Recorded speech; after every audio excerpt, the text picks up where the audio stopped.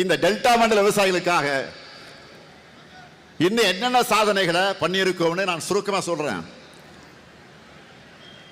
தமிழ்நாட்டு வரலாற்றிலேயே முதல் முறையா வேளாண்மைக்காக தனி நிதிநிலை அறிக்கை தாக்கல் செஞ்சிருக்கிறோம்.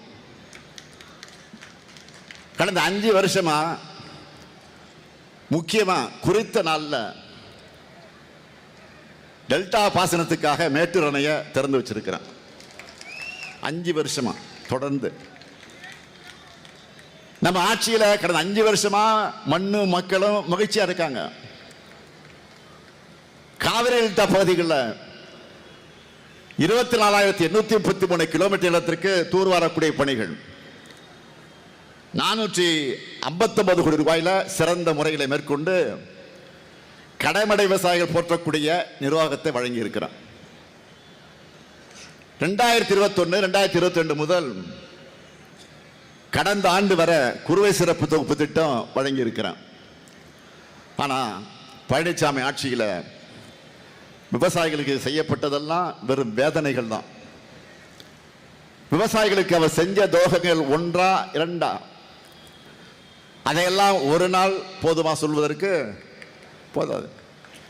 காவேரி காப்பாளன்னு தனக்குத்தானே பட்ட பேர் வச்சுக்கிட்டார். அவர் உண்மையான விவசாயியாக இருந்தா இந்தியா முழுக்க உழவர் பெருமக்களை எதிர்த்து போராடின 3 வேளாண் சட்டங்களை ஆதரிச்சிருப்பாரா? போராட்டம் பண்ண விவசாயிகள் என்ன சொன்னார்? புரோக்கர்கள் வாய்க்குசாம சொன்ன புழுகு முட்டை தான் இந்த பழனிசாமி. அதிமுக ஆட்சியில இந்த டெல்டா மாவட்டங்கள்ல இயற்கை சீற்றம் நடந்தப்போ இங்குள்ள மக்களை காப்பாற்றினாரா பழனிசாமி? இந்த டெல்டா மாவட்டத்தை சார்ந்த அன்றைய அமைச்சர் OS மணியன் வந்தப்போ மக்களை விரட்டி அடிச்சாங்க. சுவர் மேல ஏறி குதிச்சு அவர் தப்பிச்சு ஓடின நிலையெல்லாம் ஏற்பட்டுச்சு. நீங்களாம் பார்த்துருப்பீங்க அந்த வீடியோல. அதெல்லாம் நினைவில்லையா?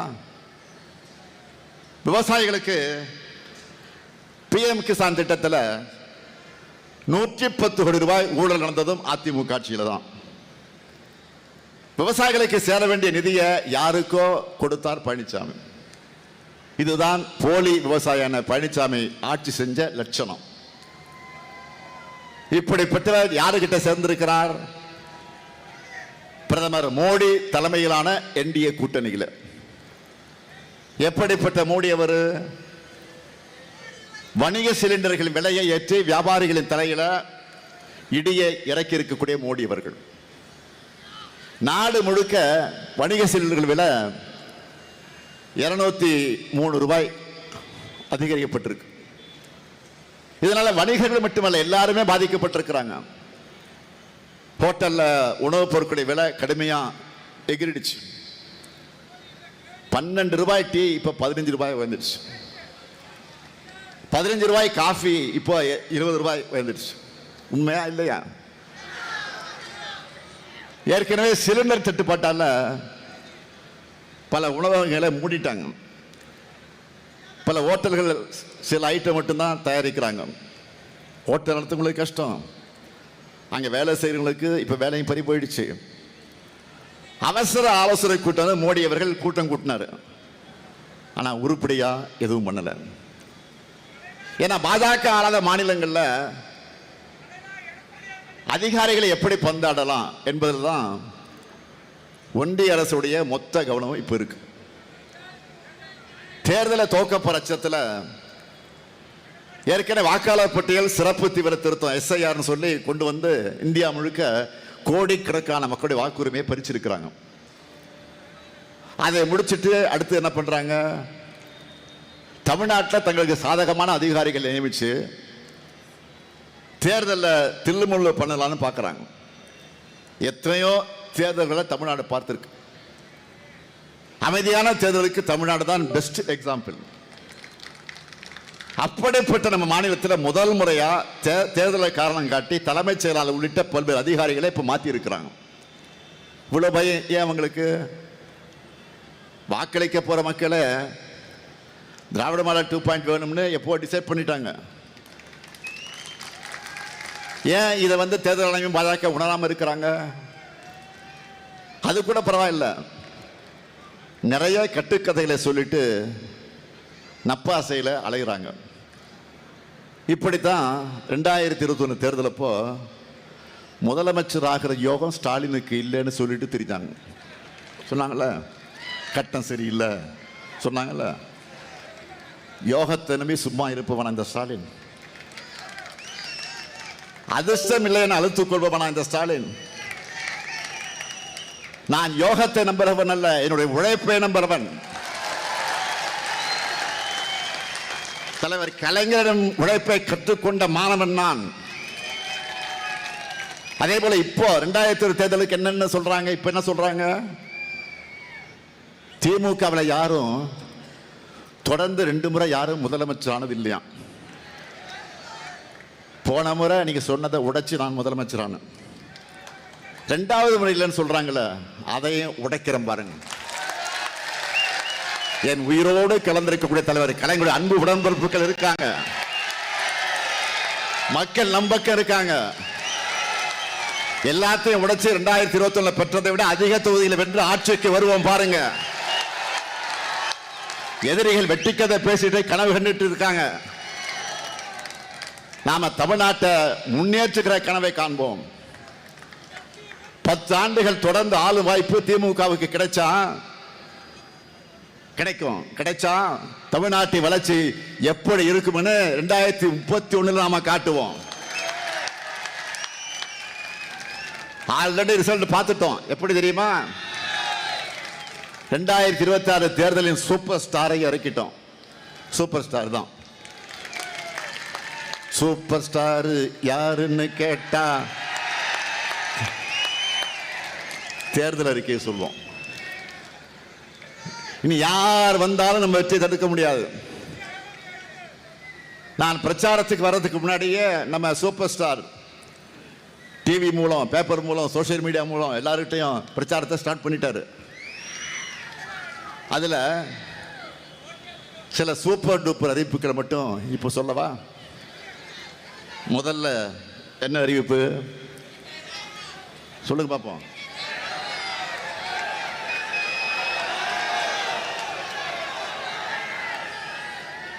இல்லத்தரசி திட்டம். இல்லத்தரசி திட்டத்தில் எவ்வளவு ரூபாய்க்கு கூப்பன் தரப்போறோம்?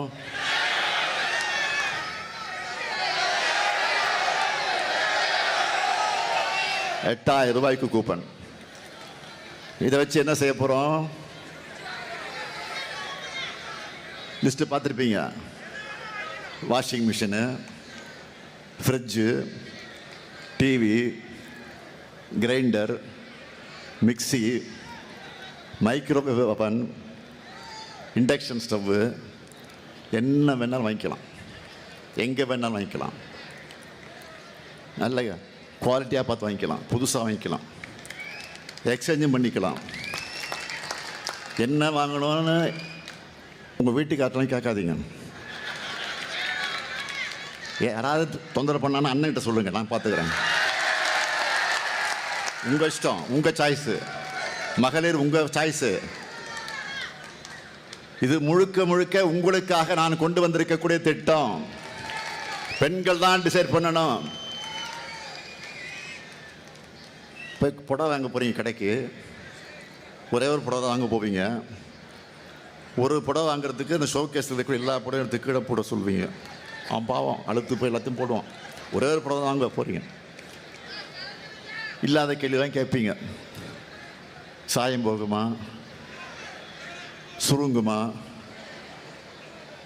இது என்ன சிலுக்கா, தொட்டு பார்த்து கேட்பீங்க. சிலுக்கா, நைலக்ஸா, காட்டனா? அவன் மெர்க்குரி லைட்லாம் இது மாதிரி பிரைட்டாக தான் போட்டு வச்சிருப்பான் கடையில். அதை நம்ப மாட்டீங்க. அந்த புடவை எடுத்துக்கிட்டு வெளியில் போய் வெயில், சூரியன் அதை போய் காமிச்சு, அந்த சூரிய வெளிச்சத்தில் காமிச்சா தான் உங்களுக்கு திருப்தி ஆகும். சூரியன் பாருங்க, எங்க சூரியன் தான் வந்து பாருங்க. என்னை பொறுத்த வரைக்கும் நம்ம குடும்பத் தலைவர்களுடைய வீட்டு வேலையை, அந்த சுமையை குறைக்கணும். அதுக்காக தான் திட்டமே. எப்படி தலைவர் கலைஞர் அவர்கள் சொன்னபடியே கலர் டிவியும் கேஸ் அடுப்பும் கொடுத்தாரோ, அவருடைய மகனான நானும் சொன்னபடியே இல்லத்தரசி திட்டத்தை நிறைவேற்றுவேன். அடுத்த வாக்குறுதி உரிமை தொகை. இப்போ மாசம் 1000 ரூபாய். திராவிட மாடல் 2.0 ஆட்சியில் எவ்வளவு? இனிமே அப்படி டபுள் மடங்கு, மாதம் 2000. இப்போ பெண்கள்லாம் கணக்கு போட ஆரம்பிச்சிட்டாங்க. என்ன கணக்கு? பொங்கலுக்கு முன்னாடி சொல்லிட்டு 3000 கொடுத்தாங்க. பொங்கலுக்கு முன்னாடி பிப்ரவரியில் சொல்லாமலே 5000, ஆக மொத்தம் 8000. அடுத்து இல்லத்தரசி கூப்பனில் 8000. 8 + 8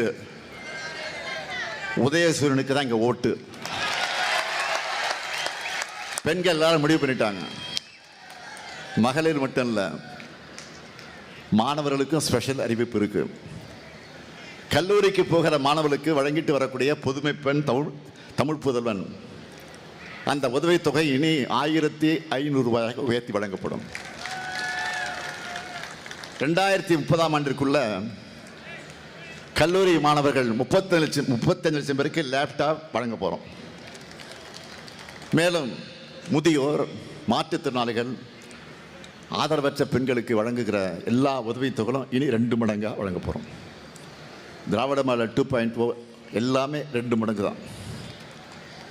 அடுத்து காவிரி நீர் போல தஞ்சை விவசாயியுடைய மனத்தை குளிர வைக்கக்கூடிய அறிவிப்புகள் என்ன தெரியுமா?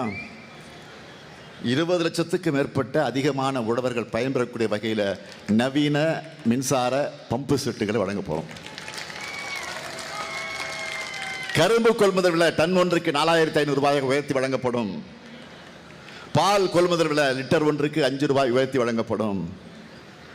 குடிசைகளே இல்லாத தமிழ்நாடு என்ற தலைவர் கலைஞருடைய கனவு நனவாக கலைஞர் கனவு இல்லம் உள்ளிட்ட திட்டங்கள் மூலமாக வீடற்ற ஏழைகளுக்கு 5 வருஷத்துக்குள்ள 10 லட்சம் வீடுகள் கட்டித்தரப்படும். வெண்ணாறு வெட்டாறு பிரியம் தென்பெரம்பூரில் புதிய பாலம் கட்டப்படும். ஈச்சங்கோட்டை முதல் வெட்டிக்காடு வர கல்லணை கால்வாயில் 40 கோடியில் அகலப்படுத்தப்படும். தஞ்சாவூரில் மண்டல அளவிலான உயர் சிறப்பு மருத்துவமனை அமைக்கப்படும். தஞ்சாவூரில் புற்றுநோய்க்கான நவீன சிகிச்சை வசதிகள், தஞ்சையில் உணவு பதப்படுத்துதல் குழுமம், பட்டுக்கோட்டையில் வேளாண் தொழிற் பூங்கா, தற்காலிக நேரடி நெல் கொள்முதல் நிலையங்களை, வாய்ப்பிருக்கும் அனைத்து இடங்களிலும் உலர் களத்துடன் கூடிய நிரந்தர கட்டடங்களாக கட்டி தருவோம். தமிழ்நாட்டின் அடுத்த 30 ஆண்டுக்குள்ளான குடிநீர் தேவையும் வேளாண்மை மற்றும் தொழிற்சாலைகளுக்கான தேவைகளையும் கணக்கிட்டு அதை நிறைவு செய்யக்கூடிய வகையில் தமிழ்நாடு நீர் பாதுகாப்பு செயல் திட்டம் 2056 உருவாக்கப்படும். இனி செல்லும் இடமெல்லாம் செய்தி. தந்தி டிவியின் வாட்ஸ்அப் சேனலை ஃபாலோ பண்ணினா செல்ல இருக்கும் இடமெல்லாம் செய்தி. இதோ QR கோட் இப்பவே ஸ்கேன் பண்ணுங்க, ஃபாலோ பண்ணுங்க.